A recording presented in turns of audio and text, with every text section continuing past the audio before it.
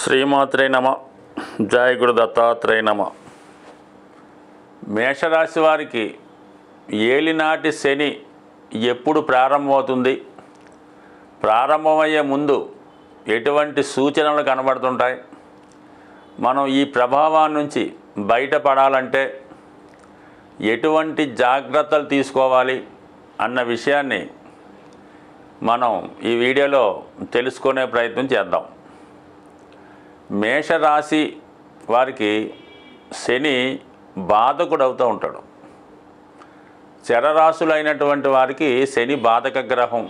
అందుకని శని తన గోచారరీత్యా కానీ దశ అంతర్దశ రూపాల్లో వచ్చినప్పుడు జాతకుడికి ఏదో విధమైనటువంటి బాధని కష్టాన్ని కలిగిస్తూ ఉంటాడు. అటువంటి శని భగవానుడు ప్రస్తుతం మేషరాశి వారికి లాభస్థానంలో సంచరించడం జరుగుతుంది. 11వ స్థానంలో. సాధారణంగా లాభస్థానంలో ఉన్నటువంటి గ్రహం ఎవరికైనా సరే తన కారకత్వాల ద్వారా ఖచ్చితమైనటువంటి లాభాన్ని కలిగిస్తూ ఉంటుంది. అయితే దానివల్ల కూడా కొంత నష్టాన్ని బాధలు లాంటివి కూడా కలుగుతూ ఉంటాయి అన్నమాట. అంటే జాతకుడు ఈ సమయంలో విపరీతంగా ధనాన్ని సంపాదించడం వల్ల, ఆస్తి పెంచుకోవడం వల్ల, తన యొక్క కీర్తి విపరీతంగా పెరగడం వల్ల అది సాధారణంగా బంధువులకి ఈర్ష్య కలిగే అవకాశం ఉంటుంది. కాబట్టి తద్వారా వారి యొక్క విమర్శలకో ఇంకొక దానికో గురవుతూ ఉంటారు, పరోక్షంగా విమర్శిస్తూ ఉంటారు అన్నమాట. సో ఏదైనప్పుడు కూడా మేషరాశి వారికి మార్చి 29, 2025 వరకు కూడా శని ఏకాదశ స్థానంలో ఉండడం వల్ల వృత్తిపరమైనటువంటి అభివృద్ధిని కలిగిస్తాడు. అలాగే బంధువుల యొక్క సహకారం, అంటే జనం యొక్క సహకారం. శని సాధారణ ప్రజలకు కారణమవుతుంటాడు. అటువంటి సాధారణ ప్రజల సహకారం ఉండడం వల్ల జాతకుడు ఎన్నికల్లో విజయాన్ని సాధించడం కానీ, ప్రజల సహకారంతో చేస్తున్నటువంటి గొప్ప గొప్ప కార్యక్రమాలు పూర్తవుతుంటాయి. సో ఇది ఓకే, ఈ పాటికే మేషరాశి వారికి చాలా వరకు అనుభవంలోకి వచ్చింది. అంటే వీరు జాగ్రత్త తీసుకోవాల్సిందల్లా కూడా మీకు 29 మార్చి 2025 నుంచి జాతకుడికి ఏలినాటి శని ప్రారంభమవుతుంది. ఏలినాటి శని ప్రారంభం అంటే మరి మేషరాశి వారికి 12వ స్థానంలోకి శని ఎంటర్ అవ్వగానే స్టార్ట్ అవుతుంది. అది ఒక 2.5 సంవత్సరాలు దాన్ని వ్యయశని, దాని తర్వాత 2.5 సంవత్సరాలు జన్మశని, దాని తర్వాత 2.5 సంవత్సరాలు 2వ స్థానంలోకి థర్డ్ ఫేజ్ జరుగుతూ ఉంటుంది.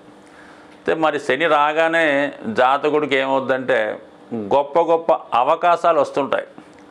ఏదైనా పెద్ద పెట్టుబడితో ఏదైనా వ్యాపారం చేద్దామని, సో లేదంటే ఏదన్నా ఎవరైనా ఒక మంచి అవకాశాన్ని ఏదో చాలా తక్కువ ధరకి ఏదో ఒక స్థిరాస్తి ఉంది, భూములు ఉన్నాయి, అవి కొందామని కానీ ఇలాంటి ఆఫర్లు వస్తూ ఉంటాయి. సరే, ఈ సమయంలో జాతకుడు కూడా అదనపు ఆదాయం కోసం కొంతవరకు ఆశ కలిగినప్పుడు కూడా ఎక్కువ పెట్టుబడి పెట్టే ఆలోచన ఉంటుంది. మరి అలాగనే జాతకుడు ఏదో ఒక వ్యాపారాన్ని ప్రారంభించడం కానీ, చాలా వరకు ఏంటంటే ఈ సమయంలో డబ్బు బాగా చేతిలో ఉంటుంది కాబట్టి మరి ఏదన్నా వడ్డీ వ్యాపారం లాంటివి చేద్దామన్న ఆలోచనలు కూడా కొంతమందికి వస్తూ ఉంటాయి. కొంతమందికి పెద్ద మొత్తంలో ధనాన్ని రుణంగా కూడా ఇవ్వడం జరుగుతూ ఉంటుంది. సో ఆ కారణం వల్ల ఏంటంటే ఏదన్నా మొత్తం మీద జాతకుడి దగ్గర ఎంత ధనం ఉన్నా ఈ రాబోయే 2.5 సంవత్సరాలు, అంటే మనకి మార్చి 2029, అంటే 29 మార్చి 2025 నుంచి సుమారుగా 2.5 సంవత్సరాలు ఆ టైంలో జాతకుడు తన దగ్గర ఉన్నటువంటి ధనాన్ని అంతా కూడా ఏదో విధంగా బయటికి వెళ్ళిపోతుంటుంది. వారు కొంత సందర్భాల్లో వారికి హెల్త్ ప్రాబ్లం వల్ల అవ్వచ్చు, పిల్లల చదువు అవ్వచ్చు, శుభకార్యాలు అవ్వచ్చు. సో ఏదైనా తన దగ్గర ఉన్నటువంటి ధనం అంతా ఖర్చు అయిపోగా ఈ సమయంలో రుణాలు కూడా చాలా సులువుగా దొరుకుతుంటాయి. అందుకని రుణం కూడా చేయడం జరుగుతూ ఉంటుంది. నెమ్మదిగా ఎప్పుడైతే ఈ 2.5 సంవత్సరాలు వ్యయశని పూర్తి జన్మశని స్టార్ట్ అవుద్దో అప్పుడు ఒత్తిడి ప్రారంభమవుతూ ఉంటుంది. సో ఇటువంటివి తప్పించుకోవాలంటే జాతకుడు ఈ సమయంలో ఎటువంటి ప్రలోభాలకి లొంగకూడదు. దాని తర్వాత ఏంటంటే ఇదే సమయంలో ఎవరో ఒకరు పరిచయమై మీ జీవితంలో ఎంటర్ అవుతుంటారు. వాళ్ళ మీద ఇంట్రెస్ట్తో చాలా వరకు కాలము ధనము వాళ్ళ కోసం ఖర్చు పెట్టి జీవితాన్ని వృధా చేస్తుంటారు. కొంతమందికి ఏదో ఒక వ్యసనం స్టార్ట్ అవుతుంది. ముఖ్యంగా డబ్బులు ఎక్కువ ఉండడం వల్ల ఎంటర్టైన్మెంట్ కోసం జూదం, పేకాట, ఇంకొక వ్యసనం, బార్ అండ్ రెస్టారెంట్లో కాలక్షేపం చేయడం చేస్తూ ఉంటారు. అక్కడ కూడా ఏదో వ్యాపారం చేసినట్టు అనిపిస్తూ ఉంటుంది. కానీ నెమ్మదిగా ఈ ధనం, ఆరోగ్యం కూడా పాడవుతూ ఉంటుంది. సో ఏదైనా దీని నుంచి తప్పించుకోవాలంటే ఈ సమయంలో జాతకుడు ఎటువంటి ప్రలోభాలకి లొంగకూడదు. అలాగే క్రమశిక్షణతో వ్యవహరించాలి. ఎటువంటి బలహీనతలకి లొంగకూడదు. అప్పుడు సాధారణంగా ఉంటూ మరి ఏదన్నా సెకండ్ టైం ఎవరికైతే ఏలినాటి శని రన్ అవుతుందో వాళ్ళు ఏదైనా వాళ్ళ దగ్గర ఉన్నటువంటి ధనం ఎంతో కొంత అప్పుడు కంపల్సరీగా ఉంటుంది. ఎందుకంటే గతంలో 2.5 సంవత్సరాలు బట్టి బాగా ధనం ఉంటుంది. కాబట్టి ఈ సమయంలో కేవలం మీరు మీ దగ్గర ఉన్న ధనంతో ఏదైనా ఒక ఇల్లు కొనుక్కోవడం కానీ, కొంతవరకు అప్పు చేసినా పర్లేదు, ఒక 30% ధనం మీ దగ్గర ఉంటే 70% మీరు రుణం చేసినా సరే మీ స్థాయిని బట్టి ఆ గృహం కొనుక్కోవడం కానీ, గృహ నిర్మాణం చేసుకోవడం కానీ, ఆల్రెడీ ఇల్లు ఉంటే దానిపైన ఇంకోటి కట్టుకోవడం కానీ చేసుకుంటే 100% మీకు అప్పు దొరుకుతుంది. ఆ ధనము ఖర్చు అవుతుంది. తర్వాత అలాగా ఆర్థికపరమైన ఒత్తిడి, ఇబ్బందులు ఏర్పడతాయి. ఎంత ఇబ్బంది ఎదురైనా సరిగ్గా మీకు ఈ ఏలినాటి శని పూర్తవబోతులకి ఇప్పుడు మీరు కొన్నటువంటి ప్రాపర్టీ రెట్టింపు కన్నా ఇంకో రెట్టింపు పెరుగుతూ ఉంటుంది. చాలా ఫ్రీగా ఉంటుంది. మరి ఏ కారణాల వల్ల ఇతరుల్లో పెట్టుబడి పెట్టినా, ఎవరికి అప్పు ఇచ్చినా ఇబ్బంది అవుతుంది. అలాగే అనుకోకుండా ఏదైనా ఇబ్బంది కూడా, అంటే ధనం ఖర్చు అయిపోవాలి, అప్పు చేయించాలి, దాని కాన్సెప్టు. అందువల్ల మీరు ఈ విధంగా పెట్టుకోవడం వల్ల దాని నుంచి బయటపడతారు. చాలా సునాయాసంగా మీ యొక్క అభివృద్ధి ప్రారంభమవుతుంది. కాబట్టి ఎస్పెషల్లీ మేషరాశి వారు మాత్రం ఎప్పటి నుంచే మీరు ఇల్లు కొనుక్కోవడానికి ప్లాన్ చేసుకుంటే రేపు రాబోయే 2025 సంవత్సరం ఉగాది తర్వాత మీకు ఒక గృహం ఏర్పడుతుంది. కొంత అప్పు కూడా ఏర్పడుతుంది. అదే మీ జీవితంలో గొప్ప మార్పు కూడా కారణమవుతుంటుంది. దాని తర్వాత కామన్గా ఏలినాటి శని స్టార్ట్ అయిన దగ్గర నుంచి జాతకుడు కొన్ని పరిహారాలు క్రమం తప్పకుండా చేసుకుంటే 100% మీ జీవితం ఈ ఏలినాటి శని పూర్తి అవబోతులకి ఇంకా మీ యొక్క ఐశ్వర్యం, అదృష్టం పెరుగుతుంది. సాధారణంగా శని భగవానుడు నియమనిష్టలకి, క్రమశిక్షణకి, నిడారంబర జీవితానికి కారణం అవుతూ ఉంటాడు. శని ఏ భావంలో ఉన్న ఏలినాటి శని కానీ, అష్టమ శని కానీ ఏదైనా సరే తన యొక్క ఫలితాన్ని మంచి ఫలితంగా మార్చుకునే శక్తి కేవలం జాతకుడికి మాత్రమే ఉంటుంది. మీరు ఎంత ధనం ఖర్చు పెట్టండి, ఎన్ని జపాలు చేయించండి, ఎన్ని పూజలు చేయించండి, ఎంత దాన ధర్మాలు చేయించండి, మీ ధనం వేస్ట్ అవుతుంది తప్ప మీకు దానివల్ల 5 పైసలు ఉపయోగం మాత్రం ఎట్టి పరిస్థితుల్లో కూడా ఉండదు.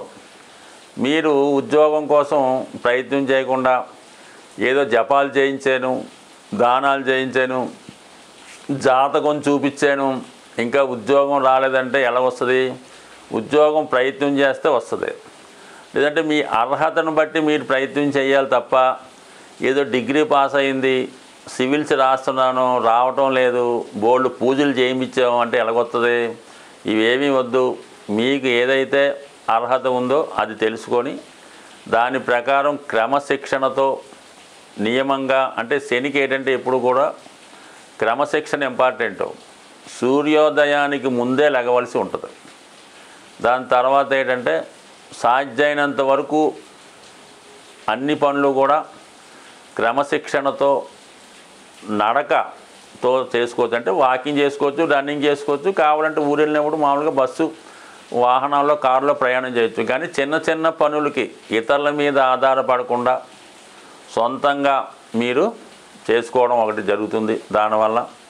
అలాగే మరి మీ గృహంలో ఉన్నటువంటి పెద్దవారిని, అంటే కొద్దిగా వయసు పెద్దబడి వారి పనులు వారు చేసుకోలేని స్థితిలో ఉంటే వారికి మీరు ఏదో విధంగా సహాయపడుతూ వాళ్ళకి కనీసం రోజుకి ఒకసారన్నా పలకరించి యోగక్షేమాలు తెలుసుకొని వాళ్ళకి ఏం కావాలో ఇవ్వడం వల్ల, అవసరమైనటువంటి మందులు కొనివ్వడం వల్ల కూడా శని భగవానుడు మీకు మంచి ఫలితాన్ని ఇవ్వడం జరుగుతూ ఉంటుంది. అంటే వృద్ధుల్ని పెద్దల్ని గౌరవించడం, సాధ్యమైనంత వరకు మీ పనులు మీరు చేసుకోవడం, ఎప్పుడు సూర్యోదయానికి ముందు లెగడం, అవకాశం ఉన్నవాళ్ళు చాలా వరకు ఏంటంటే ఏదన్నా ఉదయం పూట ఒక 5 నిమిషాలు కానీ 10 నిమిషాలు కానీ ఇష్టదైవాన్ని ప్రార్థించుకొని దాని తర్వాత మీ కార్యక్రమాలు చేసుకోవడం ఒకటి. దాని తర్వాత ఏంటంటే ముఖ్యంగా ఎట్టి పరిస్థితుల్లో కూడా నిజాయితీగా ఉండాలి. ఏ వృత్తి మీరు చేస్తున్నా దాంట్లో నిజాయితీ ఉండాలి.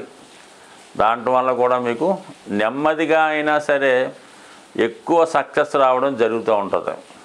సో ఈ విధంగా జాతకుడు తన యొక్క క్రమశిక్షణ పెంచుకుంటూ, మరి ఏదైనా మరి ఇబ్బందికరంగా వచ్చిందనుకోండి, కేవలం శివునికి అభిషేకం చేసుకోవడం వల్ల, ఇంకా బాగా ఇబ్బంది వచ్చిందనుకోండి, శనిగ్రహాల్లో నవగ్రహాల్లో కేవలం శని భగవానుడికి అభిషేకం చేసి చాలామంది వదిలేస్తుంటారు. అది ఎలా కుదురుతుంది? మొత్తం 9 గ్రహాలకి విధి విధానంగా మీరు అభిషేకం కానీ పూజ కానీ అన్నిటికీ సమానంగా చేయటం వల్లే మీకు శనిగ్రహ అనుగ్రహం వస్తుంది తప్ప, కేవలం ఆ శనివారం రోజు ఆ శనిగ్రహం మీద ఏదో ఆయిలో నూనె ఏదో ఒకరి మీద పోసేసి మొత్తం చికా పెట్టేస్తుంటే అసలు ఫలితం కాదు కదా. దానివల్ల ఎక్కువ ఇబ్బంది మీకు వచ్చే అవకాశం, శనిని డిస్టర్బ్ చేసిన వాళ్ళు అవుతారు. అలా కాకుండా విధి విధానంగా చేస్తే చేసుకోండి, లేదంటే మాట్లాడి కూరుకోవాలి తప్ప ఈ విధంగా ఒక పద్ధతి లేకుండా శని భగవాన్ని పూజించడం కూడా ఒక విధంగా ఇబ్బంది పెడుతుంది. కాబట్టి అది కూడా గమనించండి. మరి ఈ మధ్యకాలంలో మంచి రెమెడీ ఏంటంటే, మరి స్వామి అయ్యప్ప మాల ధరించి 41 రోజులు విధి విధానంగా మీరు చేయడం వల్ల 100% మీకు ఫలితం దక్కుతుంది. కేవలం మీరు శబరిమలే వెళ్ళక్కర్లేదు, 41 రోజులు నియమంగా ఉంటూ దగ్గరలో ఉన్నటువంటి ఏ అయ్యప్ప దేవాలయంలో కానీ సుబ్రహ్మణ్య దేవాలయం కూడా దర్శించి మీరు మాల విడిచిపెట్టవచ్చు. కేవలం అక్కడికే వెళ్ళాలని రూల్ ఏం కాదు, అది క్రమశిక్షణతో ఉండడం ఇంపార్టెంట్, అది కూడా చేసుకోండి. మరి సుబ్రహ్మణ్య స్వామి అనుగ్రహం కోసం ఈ మధ్యకాలంలో బాగా ప్రచారంలో ఉన్నది ఏంటంటే కరుంగలి మాల. ఈ కరుంగలి మాల చాలా పవిత్రమైనది. నిజంగా అది వృక్షం నుంచి తయారైంది కాబట్టి భూతత్వం యాక్టివేట్ అవ్వడం వల్ల మీలో ఓర్పు సహనం పెరిగి శనిగ్రహ అనుగ్రహానికి పాత్రలవడం చాలామంది ఈ కాలంలో చూస్తున్నారు. కాబట్టి అవకాశం ఉన్నవాళ్ళు ఈ కరుంగలి మాల ధరించండి. అయితే దీనికి 2 నియమాలు. ఒకటి ఏంటంటే ఎక్కువగా నిద్రపోకూడదు, అబద్ధం ఆడకూడదు. ఈ 2 చేయగలిగితే విధి లేని పరిస్థితుల్లో ఇంకా మా వల్ల జీవితంలో ఏమీ చేయలేమనుకున్నప్పుడు ఈ మాల ధరించండి. 100% దాని యొక్క ఫలితం మీరు కొద్ది రోజుల్లోనే చూస్తారు, ఒక 40 రోజుల్లో. ఇంకా దానివల్ల ఫలితం లేదంటే ఇంకా మీరు మాల తీసి ఒక నమస్కారం పెట్టి మీ పనులు మీరు చేసుకోవచ్చు. స్వస్తి.